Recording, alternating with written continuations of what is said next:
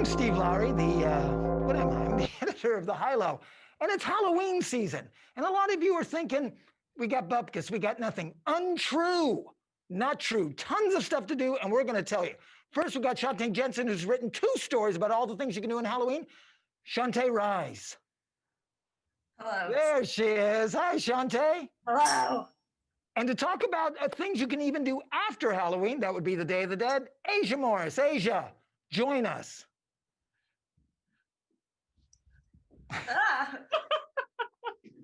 This is just ripping good stuff. Not as smooth as I had intended it to be. Now, by the way, just to begin, this is what happens when you get older. Both Asia and I believe have our glasses on underneath our masks. Is that true? Yes. Yes, me too. So it's pretty hard to see what's going on here. Okay, let's get started. So Shantae, you wrote a story last week. Yes. About 10 things you can do this Halloween season. I didn't know there was a Halloween season, but there is. Oh, yes. And you followed it up with today, about a half hour ago, put up another one that says 6 things you can do. Let's start with the one you like the most. Okay, so this one is created by a bunch of locals, specifically a bunch of theater kids who graduated from Cal State Long Beach. It's called Choose Haunted Drive-Thru. Choose, C-H-I-U. Go ahead. C-H-I-U, excuse me. Haunted Drive-Thru. So basically, this whole event is set up over 3 residential houses, and you drive from location to location. And while you're sitting in your car, you're listening to this podcast that they've made that's going to narrate all of the spooky setup they've got outside of their And the home. podcast is on the FM radio. Correct. So you have to have either a Bluetooth speaker or an FM radio to listen to it. But these guys have spent the last 2 months hashing this out. They wanted to save Halloween, and they also wanted to put a few bucks in their performers' pockets, nobody's been able to perform.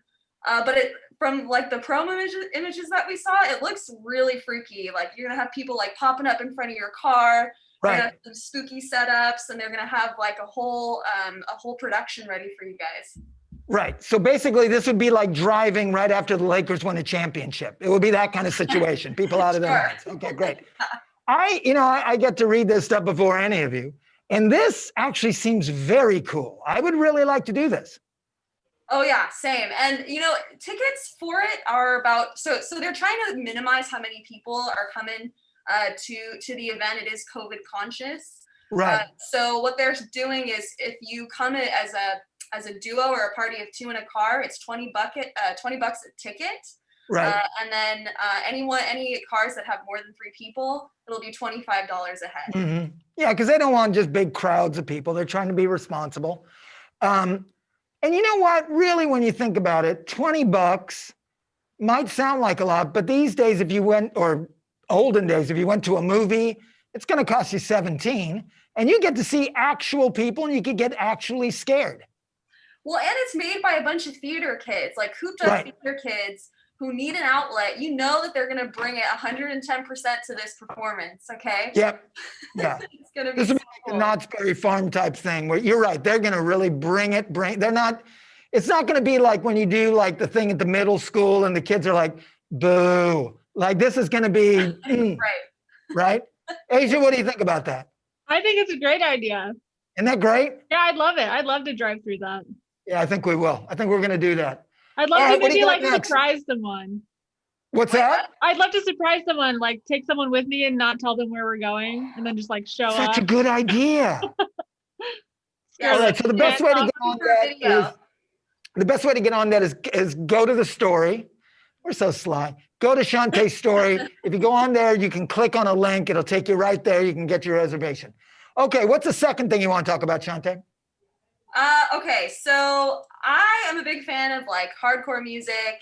I like goth, industrial, heavy rock stuff, and these guys released the Bats. They're putting on a live stream, but they're doing it for charity. So for those of you who don't know what Release the Bats is, they are a goth/rock club night that's been playing out of the Caseron for 22 years now. So it's technically their 22nd anniversary. Okay. And normally they would come to the club, they'd deck it all out in in skulls, and they'd have fog and bats and all kinds of Halloweeny stuff. And then they would have DJ sets and a live band, and then everyone's dancing, you're all dressed up, and it's super fun. Well, obviously they can't have the event this year, and they don't want to see the club, it's been at Caseron for 22 years, so they don't want to see their favorite venue close. So they're hoping that during the live stream, people can donate. It'll go directly to the Caseron's GoFundMe, and then you get to listen to a bunch of cool DJs playing all that dark, gloomy stuff. It sounds good. Now, why does Caseron need help, Shantae? Let us know.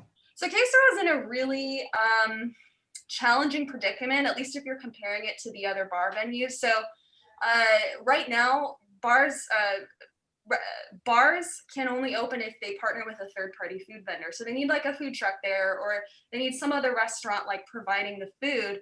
The issue with Caseron is that in order to serve the food, they have to have an outdoor dining space to serve it. And I don't know, anyone that's driven down 7th Street knows that that's not an ideal place to put any kind of outdoor seating. Right. Eat.See.Do was telling me that in the 40 years she's been there, she can't even tell you how many car accidents she's seen. So she couldn't do it in good conscience. That being said, she's left basically sitting on her hands. I mean, she can't open, she can't have anything inside. Even if she could serve food, there's nowhere to put anybody. So she's really relying on the community right now to help her out. She's got mounting bills and nothing that she can do. So if you guys want to learn more about, if you guys want to find a place you can donate for the Caseron, you can look up their GoFundMe online. I've also included it in my listicle. And to show you how the community feels about Caseron, I remember, Shantae, when you were doing a story about all the different venues and how they're doing, they all mentioned that while they're concerned about their own place, everyone's concerned about Caseron. That's how high, what kind of esteem people hold that particular venue in. Well, it's one of the longest in Long Beach as well. I mean, it's been there, I believe, 46 years, and Eat.See.Do, the owner, she's been there for 40 plus. So, it's a well-known spot that just about anyone who's been in the city has gone to, and they've been having music there for the last 40-something years. Asia, favorite Halloween song, go. Favorite Halloween song? Halloween song, come on, scary song. I don't know, but the soundtrack to The Haunting is pretty good. There you go, that's acceptable. Shantae, go. Favorite Halloween song? Yeah. Oh, well, This Is Halloween by Nightmare Before Christmas. I was literally singing it just before we This is Halloween. Sing it now. Dun, dun, dun, dun, dun, dun, dun, dun, dun, dun. Okay, stop, copyright. Okay. I'm gonna go with, I think the new like Halloween song is Dead Man's Party by Oingo Boingo. Have you ever heard that song?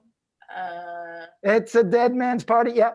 But the scariest song I've ever heard, and the only person in this office who knows it besides me, ironically, is the name of the song. The name of the song is Timothy. And it's about a bunch of guys who go hiking and then they get lost and they don't know what to do.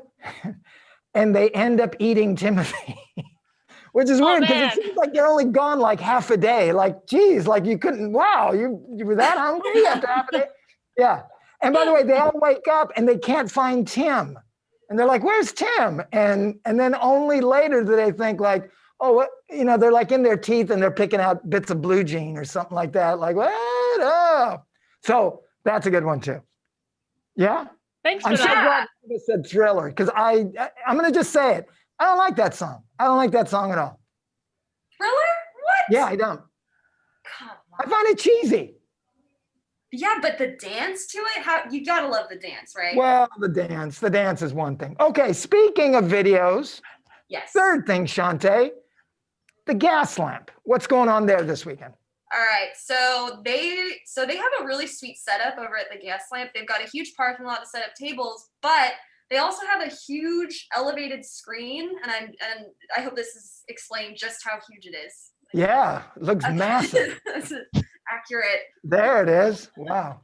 I'll do it too. So they've got a huge movie screen where they're projecting. This is really hard talking over each other 3 ways, just saying.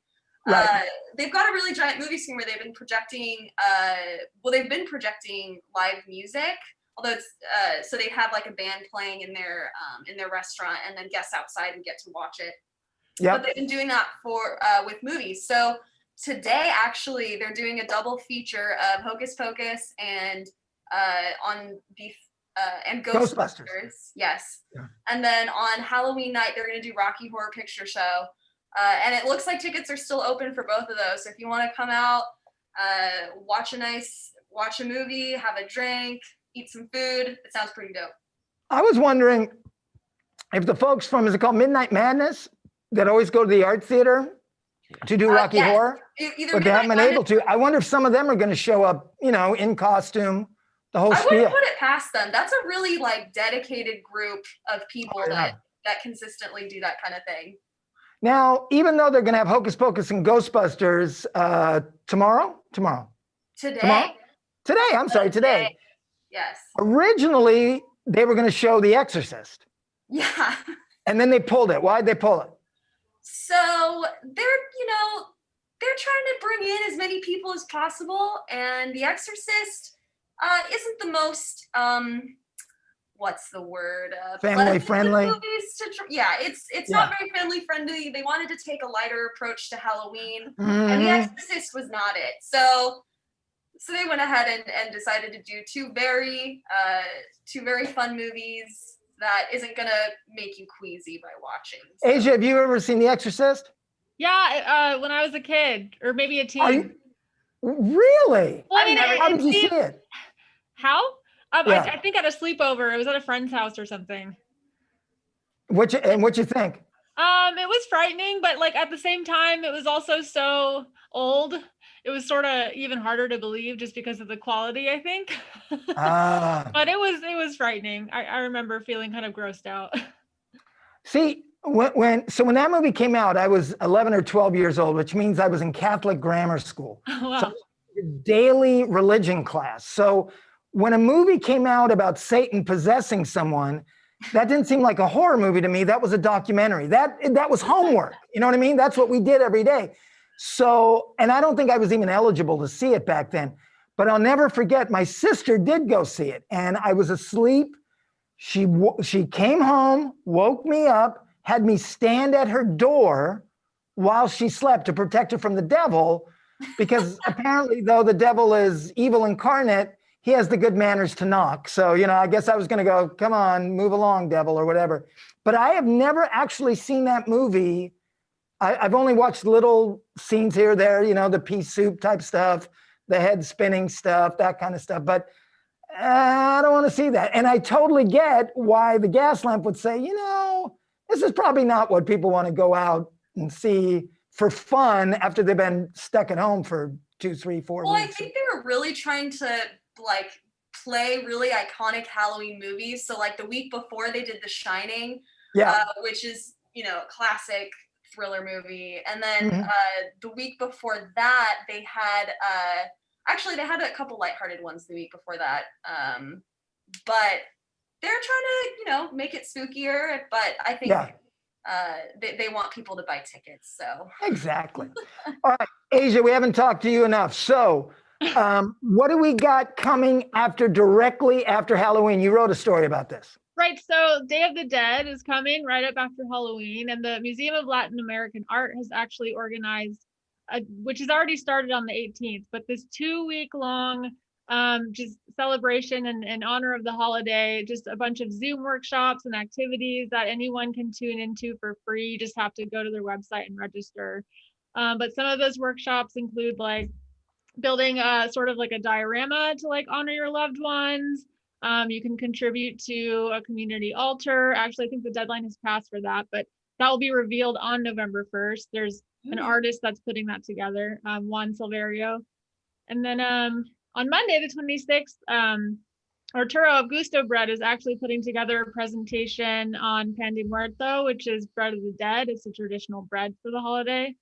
He's going to talk about how he came up with his recipe for that, and the traditions behind that, as well as a hot chocolate demonstration. Nice. And what else? And what else? Right, and sugar skulls. It's a sugar skull. You can make one of these. That is one of the workshops. I can't remember if that already passed or not, but definitely make sure to check out all that info on Mola's website. Oh, see, that's good stuff. Okay, so now I'm going to tell you something about Day of the Dead, because Day of the Dead is also called All Saints Day. And when I was a kid and I would go trick-or-treating, I'd go trick-or-treating and the public school kids would go too. And the public school kids would have to peel off about 9 o'clock because they had school the next day. But here's one of the just few awesome things about being a Catholic. Actually, a lot of cool things about being a Catholic. But this one was, we had the next day off. All Saints Day was called a holy day of obligation. So you didn't have to go to school. So we could trick-or-treat till like 11 o'clock. And it was even better because when you went to houses at the end of the night, they just wanted to get rid of all their candy because they knew their kids would eat it. So they would literally just dump it into your pillowcases, probably the second one you'd filled that day. And I used to eat so much candy, it would actually spoil because I couldn't eat it fast enough. Yeah, it was a beautiful day. Yeah. You know, I'm really envious, Steve, because I was robbed of my trick-or-treating experience as a kid.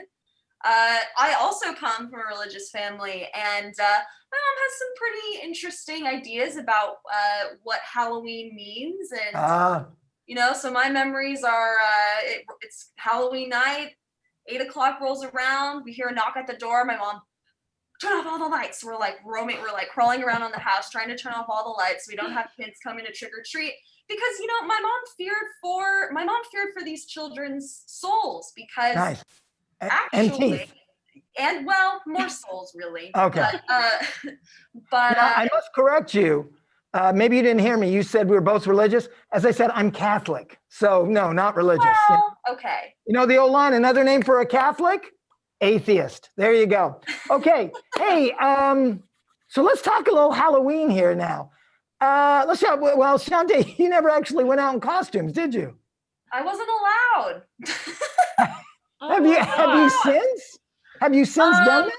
Sure. Yeah, I was actually Kim Possible last year. So I had the orange wig, I had like the green cargo pants, and I was ready. That's nice. Asia, what's your favorite costume you've ever had? I've been a black cat pretty consistently over the last like 5 Halloweens. So I gotta say that's my favorite. I kind of wear the same mask every year. So I understand, do you get all dressed up or is it just a mask? I just wear all black. And then the mask is sort of like the centerpiece. So it's pretty much just the mask. Sometimes I'll put a tail on or something, but it's very, very low key, low maintenance costume. I gotta tell you, and Cheantay agrees with me, I really like what you've done with this. I know, I'm obsessed with this. I think this will be my new favorite this year, but I think it looks great. I don't know. And maybe like a red balloon, right? Yes. Steve, what was the last costume you dressed up in for Halloween? God, when I was married one time, my now ex-wife and I went as Lucy and Ricky Ricardo. Aww. And I had like an ascot and she had her hair up all red. It was pretty. I think that's the last time I really, really got dressed up. I do remember one time I got dressed up as a psychopathic elf, and I had a big knife, and I was coming behind my now ex-wife holding our cat, and it looked like I was going to stab her, and we sent out a card saying, "Have a killer Christmas." And no one liked that. So then I stopped. I thought, okay, I guess. There was one time, I think in high school, I tried to dress up as the alligator from Peter Pan, like with the ticking clock. Yeah. And so I just dressed in like all green and did some makeup and then made this like giant clock that I held around my neck, but everyone confused me for Flava Flav, which I was gonna say, I would have thought you were Flavor Flav. No, I was just trying to be the alligator. Were you saying like, "I'm gonna get you, Peter Pan, booey," like something like that? No. No. I've never, it's sad, but I've never been very committed to Halloween. Yeah. Yeah, it seems like you do about the minimum. That's good though. That's good. But I really do miss trick-or-treating. I feel like if that was a more acceptable thing to do as an adult, I would probably still be sprinting from house to house. It's interesting how in my lifetime, Halloween went from something that was strictly for children and very marginal. You know what I mean? I think for a lot of people, Thanksgiving has become their favorite holiday because unlike Thanksgiving and Christmas, there are no religious overtones. There's no pressure that you have to spend it with your family or whatever. Halloween is purely about fun. Oh yeah, definitely. Yeah. Fun and candy and drinking. Who Fun. knows? Oh, yeah. I'm really disappointed that the Dark Harbor isn't around this year because just finally started enjoying getting the daylight scared out of me, and I think that's one reason I really the Choose Haunted drive-thru really appeals to me because you can actually get scared. Yeah. Right? Sitting and watching a movie is not as intense. Like I want something that's gonna jump out. I want to scream like a little girl. Right. You know what I'm Me really too. gonna miss? You know what I'm really gonna miss? Moonlight Mash and Pedal Movement. Always put on a really great Halloween ride. Just hundreds of people showing up on their bikes in costume just to ride around Long Beach. Those were some good times. I doubt that's gonna happen this year because of the pandemic, but yeah, that was a good time for sure. Hey, speaking of the Queen Mary, we're going to have something up next week, Shantae. They actually have something. They don't have Dark Harbor, excuse me, but they do have the Dark Zone, which is kind of a virtual thing. You can buy in, and you have access to all the cameras in the Queen Mary, and also like some what do they call ghost chasers, or it will be available, like clairvoyants, all that. It's weird. You know what is terrifying? Is like if you just have a stagnant camera, let's say of one of those little halls in the Queen Mary, just your own anxiety makes that scary, right? Oh, just yeah. the fact that something could happen. Oh yeah, for sure, definitely. It's like going on a first date. It's right. It's just like, oh God, right? It's just horrible. Hey, speaking of that, no, I won't say it. Okay. I made up a joke on my own. I was very proud of it. Anyways. No, my producer is saying I can't tell that joke. Okay. It wasn't dirty. It's a funny joke. It's about chemistry. Okay. Anyways, anything else you guys want to add? If you guys, so there's one more live stream event if you guys want to catch it. It's the Taste of Downtown Quarantine Halloween. They've got a bunch of different stuff that you can check out and watch, from like arts and crafts to like cooking tutorials. Fourth Horseman's doing like a pizza and beer tasting. I didn't know that particular beers go best with pizza, but hey, that's some information I'm willing to absorb. And then they've got what's his name? Anyway, so they've got a bunch of different live streaming stuff you can do: pizza, food, haunted tours. That's going on today at 5 p.m. and you can check that out. I'm actually a part of that. Me and Tim Grobetty are a part of that. Yeah, you checked out the Jurgens Tunnel? Well, we didn't really check it out. We talked about it for like a minute, and I said, because they said, hey, could you do something about something that's haunted? So I heard about the Jurgens Tunnel. I assumed, well, that's scary. So I said, Tim, tell me about the Jurgens Tunnel. He told me about it for about a minute, and I said, is it haunted? And he said, no. And I went, okay, what was your favorite costume? Because that's as far as it went. And then we scrambled for 20 minutes to have something to talk about. Oh no, well, we just spoiled it, so. Oh, sorry. It was great. Watch. Anyways, thank you guys. Happy Halloween, everybody. If that's something people say to each other. Bye.